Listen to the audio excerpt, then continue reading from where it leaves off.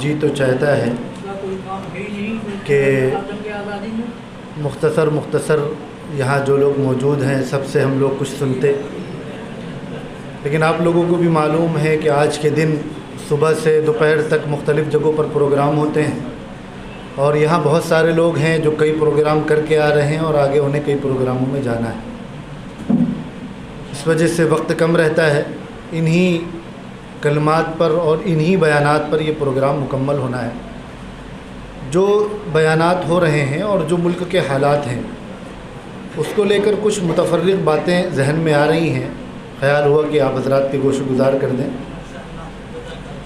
ملک میں کچھ اس طرح کا ماحول کچھ اپنے ہی ہمارے ہی لوگوں کی طرف سے بنایا جا رہا ہے، اور بار بار یہ طعنہ دیا جا رہا ہے، جیسا کہ مولانا انصار صاحب نے بھی اپنے بیان میں کہا کہ یہ جو کچھ یوم آزادی کے موقع پر یا یوم جمہوریہ کے موقع پر مسلمان کرتے ہیں، یہ گویا کہ کسی کو جتانے کے لیے کر رہے ہیں، اپنی حب الوطنی ثابت کرنے کے لیے کر رہے ہیں۔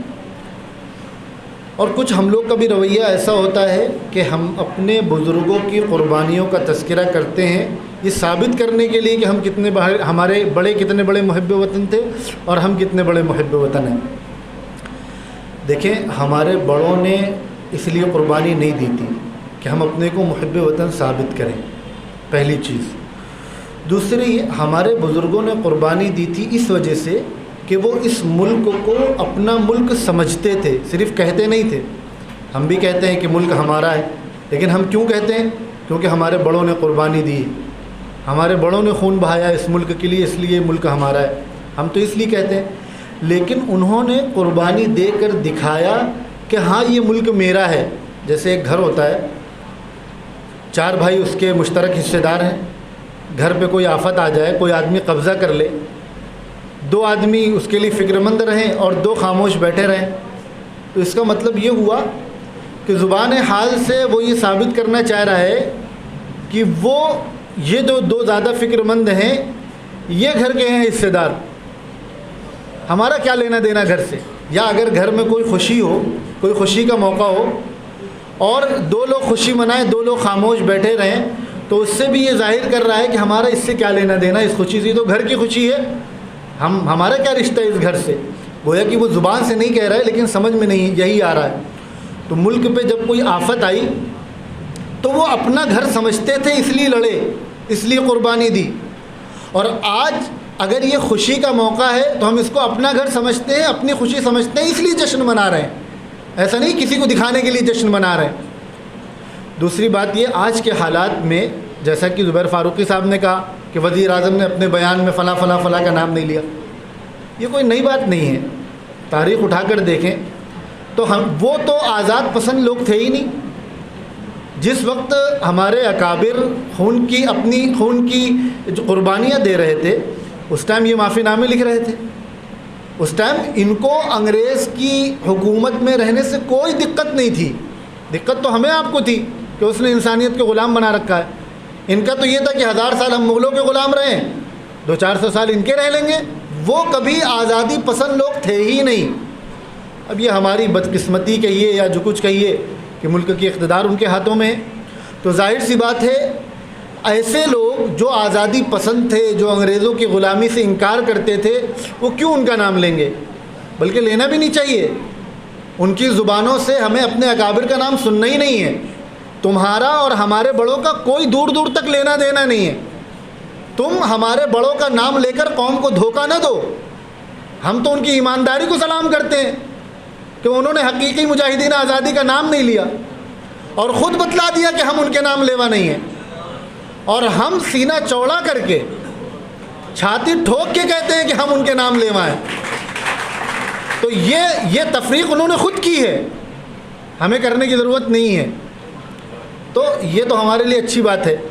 پھر آج کے حالات میں جب آپ جو مالک مکان ہیں آپ کو الگ تھلگ کرنے کی کوشش کی جا رہی ہو، تو ایسے میں یہ بتلانا کہ نہیں ہم مالک مکان ہیں۔ اگر کوئی آپ کے گھر پہ آ کے قبضہ کر کے بیٹھ جائے اور 10 سال 20 سال قبضہ کرے رہے، آپ اس کا مقابلہ کریں، نہ کر پائیں مقابلہ، تو کیا تھک ہار کے بیٹھ جائیں گے؟ نہیں بیٹھیں گے۔ کیوں؟ ہمارا گھر ہے بھائی، ہماری پراپرٹی کیسے چھوڑ دیں؟ اسی طرح ملک ہمارا ہے، اگر کچھ ایسے لوگ اقتدار میں آ گئے ہیں جو ملک کے حقیقی مالکوں کو نظر انداز کرنا چاہتے ہیں، دستبردار کرنا چاہتے ہیں، تب تو ہماری ذمہ داری اور بڑھ جاتی ہے کہ ان موقعوں پر ہم اپنی ملکیت کا اظہار کریں۔ اور ابھی مختلف بیانات میں کہے گئے کہ کب تک ہم صرف اپنے بزرگوں کی قربانیوں کو یاد کرتے رہیں گے، ہم کب کریں گے؟ میں یہ سمجھتا ہوں کہ بزرگوں کی قربانیوں کو بار بار یاد کرنا یہ مستقل ایک مقصد ہے آج کے دن کا۔ اپنا احتساب کرنا یہ ایک الگ مقصد ہے، لیکن آج 15 اگست کے موقع پر اپنے بزرگوں کی قربانیوں کو یاد کرنا، بھائی ہم سینہ چوڑا کر کے کیوں کہتے ہیں ہمارا ملک ہے؟ اسی وجہ سے تو کہتے ہیں کہ ہمارے بزرگوں نے قربانی دی۔ وجہ کیا ہے؟ ہمارے بزرگوں نے خون بہایا، اس لیے ہم کہتے ہیں ہمارا ملک۔ جب ہم خود ان کی قربانیوں کو بیان کرنا بند کر دیں گے تو 10 سال بعد کس منہ سے ہم کہیں گے کہ یہ ہمارا ملک ہے؟ ہم نے کچھ کیا ہو ملک کے لیے تو ہم کہیں ہم مولوی ہیں، ہمیں اپنی مسجد سے فرصت نہیں، مدرسے سے فرصت نہیں، ہمیں اپنی نوکری سے فرصت نہیں، گھر بار سے فرصت نہیں، ہم نے ملک کے لیے کیا کیا؟ یہ ایک الگ موقع ہے، آج اس موضوع کو نہیں چھیڑنا ہے۔ یہ مستقل جمعیت العلماء کی فکر ہے کہ اپنے حقوق کا مطالبہ کرنے کے ساتھ ساتھ بلکہ اس سے زیادہ ضرورت اس بات کی ہے ملک کے تئیں اور ملک والوں کے تئیں ہمارے اوپر جو حقوق ہیں ہم اس کو کتنا ادا کر رہے ہیں۔ ایک گھر کی اگر لائٹ خراب ہو جاتی ہے تو مالک مکان جو ہوتا ہے وہ اس کے لیے فکر مند ہوتا ہے، اور جو کرایہ دار ہوتا ہے اس کو مطلب نہیں ہوتا، وہ تو کرایہ دے رہا ہے، اب لائٹ خراب ہو گئی تو مالک کی ذمہ داری ہے لائٹ بنائے۔ ہمارے ملک میں کوئی آفت آتی ہے، کوئی نقصان ہوتا ہے، ہمارا رد عمل کیا ہوتا ہے؟ ہم یہ تو رونا روتے ہیں 70 سال سے مسلمانوں پہ ظلم ہوا ہے، لیکن ہم اس پر بات کیوں نہیں کرتے کہ ملکی سطح پر ہمارے اکابر نے صرف مسلمانوں کے لیے آزادی کی لڑائی نہیں لڑی تھی، ملک کے لیے لڑی تھی، اور اس وقت بھی غیر مسلم اکثریت میں تھے۔ ایسا نہیں تقسیم کے بعد ہم اقلیت میں آ گئے ہیں، صحیح معنوں میں دیکھا جائے تو مسلمانوں کی تعداد اس وقت بھی کم تھی، انہوں نے قربانی سارے دیش واسیوں کے لیے دی تھی، اور ہم 70 سال سے رونا روتے صرف اپنی پریشانیوں کا۔ ہم نے خود اپنے آپ کو ملک سے اور ملک کے اجتماعی مفادات سے الگ کر رکھا ہے۔ اگر آج کوئی دشمن ہمیں آپ کو الگ تھلگ کر رہا ہے تو اس کی بدنیتی، اس کی خیانت اپنی جگہ، لیکن ہمارا اس میں کیا، ہمارا کتنا حصہ ہے اس میں؟ مثال دیں ہم آپ کو، آج پرائیویٹائزیشن ساری جتنی کمپنیاں ہیں سرکاری گورنمنٹ بیچ رہی ہے، ہم اس لیے تو گورنمنٹ پہ نقد کرتے ہیں کہ وہ مسلم دشمن ہے اور وہ کوئی فیصلہ کر رہی ہے تو ہمیں اس کی مخالفت کرنا ہے۔ اس بنیاد پر ہم میں سے کتنے لوگ اس کی مخالفت کرتے ہیں کہ یہ ملک کا نقصان ہے، اور ہمیں اس بات کی تکلیف ہو کہ اس سے ملک کا نقصان ہو رہا ہے۔ نوٹ بندی ہوئی، ہم سب کو پریشانی ہوئی، لائن میں لگے، لیکن اس بنیاد پر ہم میں سے کتنے لوگوں کو تکلیف ہوئی کہ یہ ہمارے اکابر کا ملک ہے، جن لوگوں کے لیے انہوں نے خون بہایا آج ان کو اس طرح پریشان کیا جا رہا ہے، ٹیکس پہ ٹیکس لگائے جا رہے ہیں، بجلی کتنی مہنگی ہو گئی، بے روزگاری بڑھ رہی ہے۔ 10 کروڑ لوگ سرکاری اعداد و شمار کے مطابق لاک ڈاؤن میں روڈ پر تھے جب پہلے جنتا کرفیو لگائے، مسلمانوں نے خوب دل کھول کے ان کا تعاون کیا، لیکن اس حیثیت سے ہم اپنے ظلم کا رونا روتے ہیں۔ ہم میں سے کتنے لوگوں نے ان کے لیے آواز اٹھائی؟ وہ سب تو اکثر غیر مسلم تھے، مسلمانوں کی تعداد آٹے میں نمک کے برابر تھی۔ ہم میں سے کتنے لوگوں نے اس بنیاد پر آواز اٹھائی کہ وہ ہندوستانی ہیں اور ہندوستانیوں پہ ظلم ہو رہا ہے؟ انگریز کے خلاف ہم اسی بنیاد پہ لڑے تھے کہ ہندوستانیوں کو اس نے غلام بنایا ہے، ہندوستانیوں پہ وہ حکومت ظلم کر رہی ہے، لیکن ہم انہی اکابر کے اپنے بزرگوں کے نام لیوا ہم جب بات کرتے ہیں تو اپنی بات کرتے ہیں۔ ہم نے خود اپنے آپ کو اجتماعیت سے الگ کر لیا ہے۔ ہم مذہبی اعتبار سے مسلمان ہیں، لیکن جہاں پر ملکی مسائل آئیں گے وہاں پر ہم ہندوستانی ہیں، وہاں پہ ہمیں اجتماعی مفادات کو پیش نظر رکھنا ہے۔ اور ہم ہر سال یہ پروگرام اس لیے بھی کرتے ہیں اور اس لیے کرنا بھی ضروری ہے کہ ہم آج جو لوگ جو اس وقت بھی آزادی پسند نہیں تھے، جنہوں نے معافی نامے لکھے، جنہوں نے 52 سال تک اپنے دفاتر میں ترنگا نہیں لہرایا، ہم ان لوگوں سے بھی کہنا چاہتے ہیں سن لو، ہمارے بزرگوں کی تاریخ سن لو، تمہیں معلوم نہیں ہے، تمہارے بڑوں کی غلامی ہمارے بڑوں نے قبول نہیں کی، ہم بھی مرتے دم تک تمہاری غلامی قبول کرنے کو تیار نہیں ہیں۔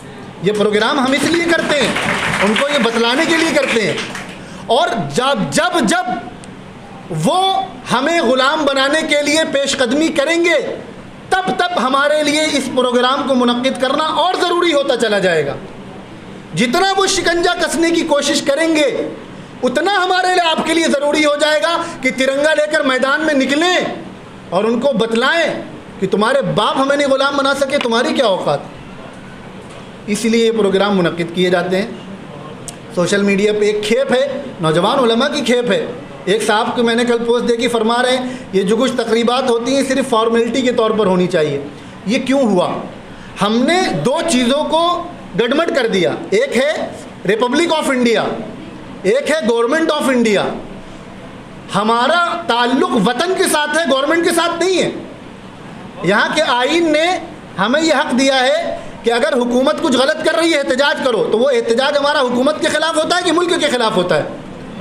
اسی طرح جن چیزوں کا تعلق ملک سے ہے، حکومت اگر غلط کر رہی ہے تو ہم ان چیزوں کو کیوں نظر انداز کرتے ہیں جن کا تعلق ملک سے ہے؟ اس وجہ سے ان پروگراموں کا تعلق ریپبلک آف انڈیا سے، گورنمنٹ آف انڈیا سے نہیں ہے۔